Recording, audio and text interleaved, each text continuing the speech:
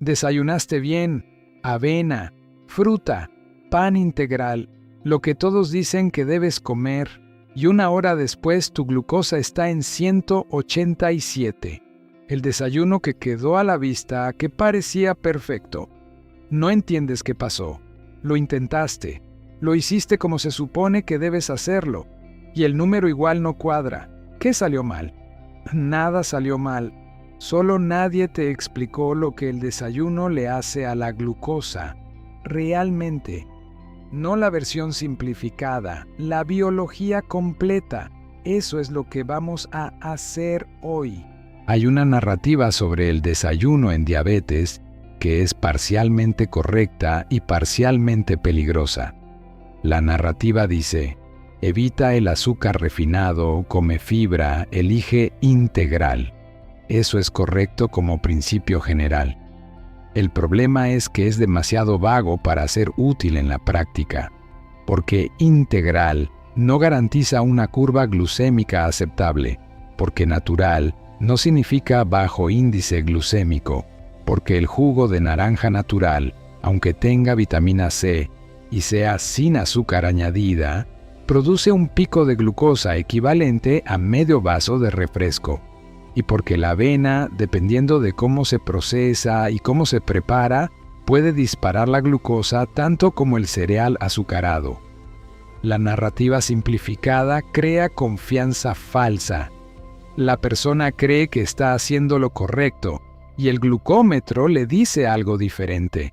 Lo que necesitas no es una lista diferente de alimentos. Necesitas entender por qué el desayuno, de entre todas las comidas del día, tiene un impacto glucémico tan específico y tan poderoso. Hoy vas a entender el fenómeno del alba, el mecanismo por el que tu glucosa ya está elevada antes de comer algo. Vas a entender por qué el primer alimento del día programa la respuesta insulínica de todo lo que sigue. Y vas a entender cuál es la composición de desayuno con mayor evidencia en el control glucémico para personas con resistencia a la insulina y diabetes tipo 2. No una dieta, no un protocolo rígido, un principio biológico que puedes aplicar en cualquier cocina, con cualquier presupuesto, en cualquier país de América Latina. Cuando termines este video, el desayuno va a ser la misma comida que siempre fue, pero lo vas a construir de forma completamente diferente. Antes de que comas el desayuno, tu glucosa ya subió. No porque hayas comido algo, sino porque el cuerpo tiene un sistema de arranque matutino. Se llama fenómeno del alba y ocurre en todos los seres humanos, pero en personas con resistencia a la insulina y diabetes tipo 2 ocurre con una intensidad mayor. Aquí está el mecanismo. Entre las 4 y las 8 de la mañana, el cortisol sube de forma fisiológica. Es la dosis de cortisol que te da energía para despertar. Ese cortisol le dice al hígado: produce glucosa ahora. El hígado produce glucosa. La glucosa sube en la sangre antes del desayuno. En una persona sin resistencia a la insulina, esa glucosa es manejada eficientemente por la insulina basal. El nivel se mantiene estable o sube apenas, pero en resistencia a la insulina basal no es suficiente para contener ese aumento. La glucosa en ayunas llega más alta. Y aquí viene la parte que casi nadie conoce. El desayuno que comes inmediatamente después de ese pico de cortisol matutino llega a un sistema que ya está en modo de respuesta glucémica máxima. El páncreas está respondiendo al cortisol, el hígado está produciendo glucosa, y encima de todo eso, añades una carga de carbohidratos de rápida absorción. El resultado es un pico glucémico doble, el del fenómeno del alba, más el del desayuno. Eso explica por qué para muchas personas el desayuno produce el pico de glucosa más alto del día, aunque coman bien. El desayuno no solo determina tu glucosa de las 8 de la mañana, determina la arquitectura glucémica de todo el día. Esto se llama el efecto First Meal o efecto primer alimento y tiene una lógica biológica precisa. Cuando el desayuno produce un pico glucémico alto, el páncreas libera una cantidad correspondiente de insulina. Esa insulina lleva la glucosa hacia las células, pero si la cantidad de insulina es desproporcionada porque las células tienen resistencia y el páncreas compensa en exceso, la glucosa baja más de lo necesario. Se produce un nadir glucémico a las 2 a 3 horas del desayuno. Ese nadir activa la grelina, hormona del hambre, y activa la búsqueda de carbohidratos de rápida absorción para subir la glucosa rápidamente. Los snacks de media mañana no son debilidad. Muchas veces son la consecuencia predecible de un desayuno que produjo pico nadir búsqueda. Y cada snack de media mañana produce su propio pico, con su propio nadir, con su propia respuesta de insulina. El ciclo se repite. La insulina se mantiene elevada durante horas. La retención de sodio continúa. El almacenamiento de grasa continúa. Y todo empezó con el desayuno. Aquí está el momento que más comentarios va a generar. El jugo de naranja natural, el favorito del desayuno latinoamericano, la imagen de salud por excelencia y uno de los alimentos con mayor impacto glucémico del desayuno típico. Vamos a la biología. Una naranja entera tiene fibra. La fibra de la naranja en la pulpa y en las membranas que separan los gajos rodea físicamente a la glucosa y la fructosa. Esa fibra ralentiza la absorción intestinal. El índice glucémico de una naranja entera es aproximadamente 40, bajo a moderado. Cuando haces jugo, eliminas la fibra. Las moléculas de azúcar quedan libres, sin la fibra que retardaba su absorción. El índice glucémico del jugo de naranja natural sin fibra está entre 65 y 70. Alto. Pero hay algo más. Cuando bebes el jugo, la velocidad de vaciado gástrico es mucho más rápida que cuando masticas la naranja. El jugo llega al intestino casi de inmediato. La absorción de glucosa y fructosa es casi instantánea. Un vaso de 250 mililitros de jugo de naranja natural contiene aproximadamente 22 a 25 gramos de azúcares libres. Equivalente metabólico, medio vaso de refresco azucarado en términos de velocidad de absorción y respuesta glucémica, no en términos de micronutrientes. En eso la naranja gana, pero en términos de impacto en la glucosa y la insulina, comparable. Y cuando ese jugo se consume en ayunas, en el contexto del fenómeno del alba que ya elevó la glucosa y el cortisol. El pico puede ser dramático. La misma lógica aplica para la avena instantánea, muy procesada, absorción rápida.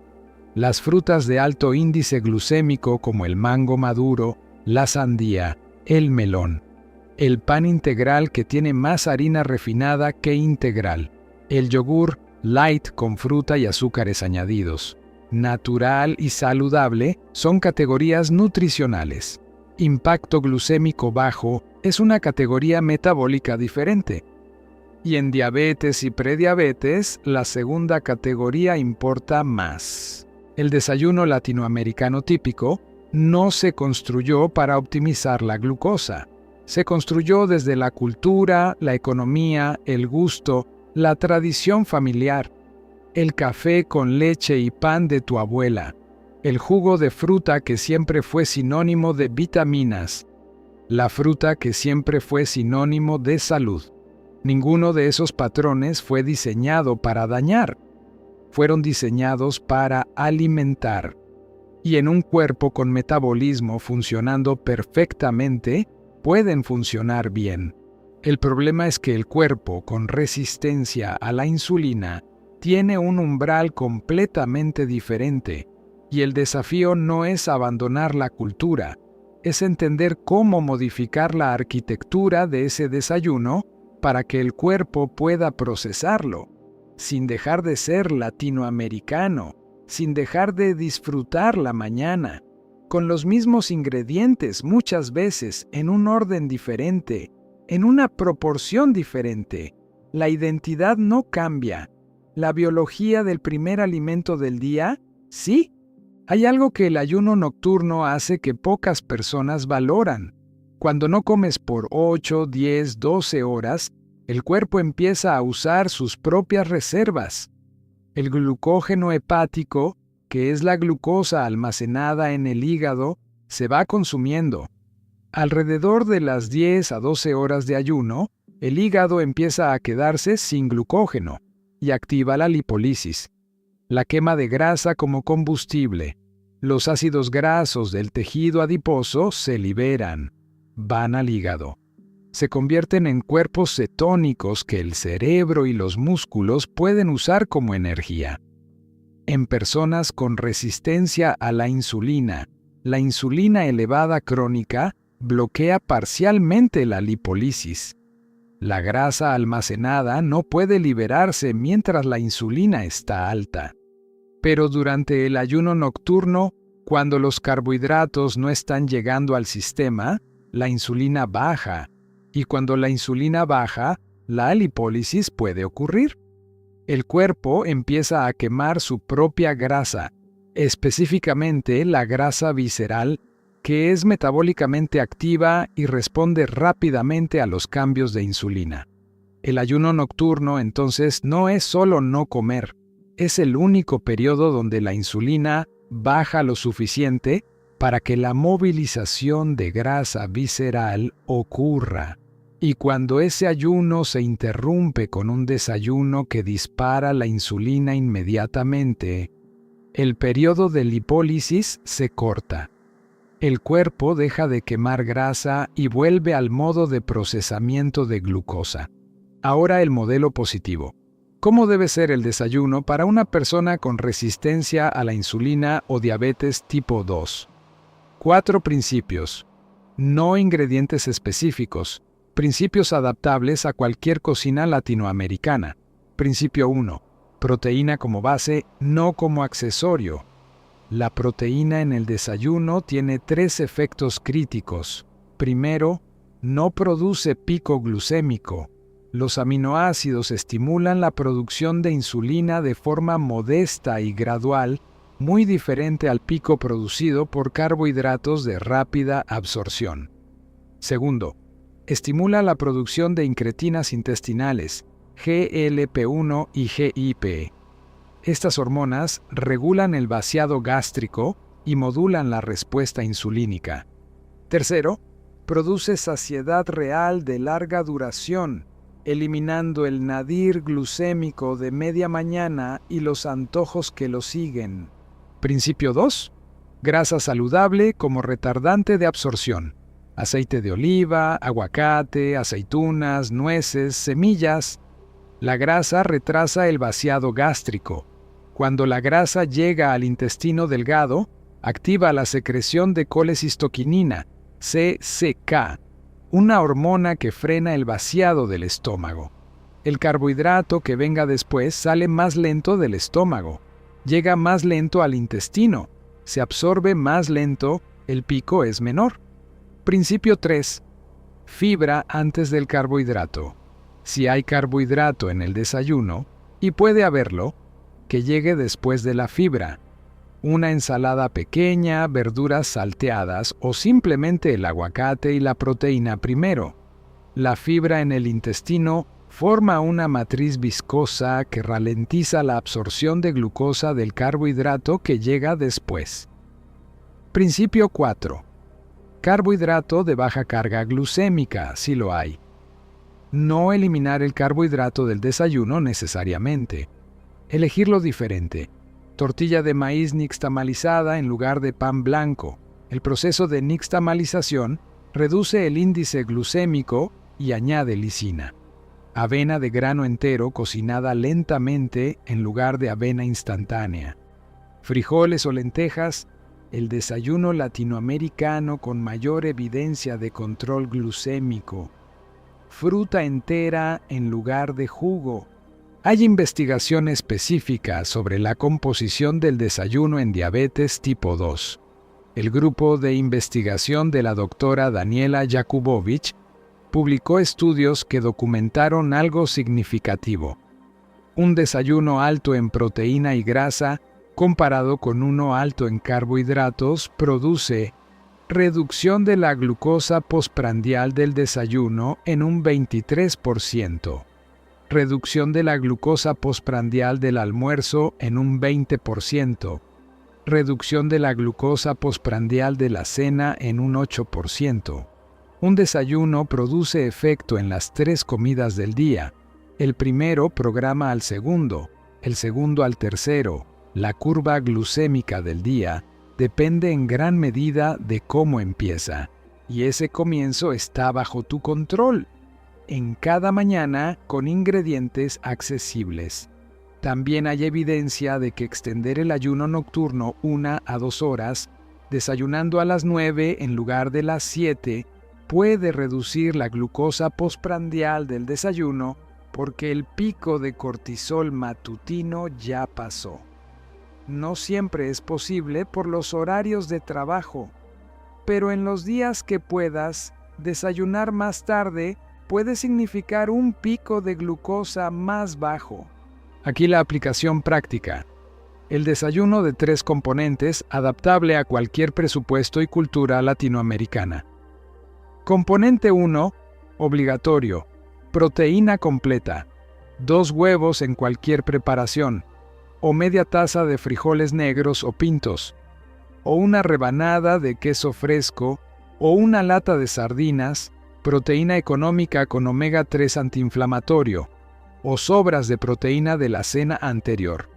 La cantidad objetivo, 20 a 30 gramos de proteína en el desayuno. Componente 2. Obligatorio, grasa saludable, 1/4 de aguacate o una cucharada de aceite de oliva para cocinar los huevos, o un puño pequeño de nueces o cacahuates. O las sardinas ya tienen grasa omega 3 incluida. Componente 3. Opcional pero importante. Carbohidrato de baja carga glucémica, una tortilla de maíz nixtamalizada, o media taza de avena de grano entero, no instantánea, cocinada en agua, o una fruta entera de bajo índice glucémico, manzana, pera, guayaba, naranja entera, no un vaso de jugo, la fruta entera. Lo que eliminar o reducir al mínimo en el desayuno. El jugo de cualquier fruta, aunque sea natural. Los cereales de caja, aunque digan integral o light. El pan blanco o integral comercial con más harinas refinadas que integrales. El café con azúcar o con leche condensada.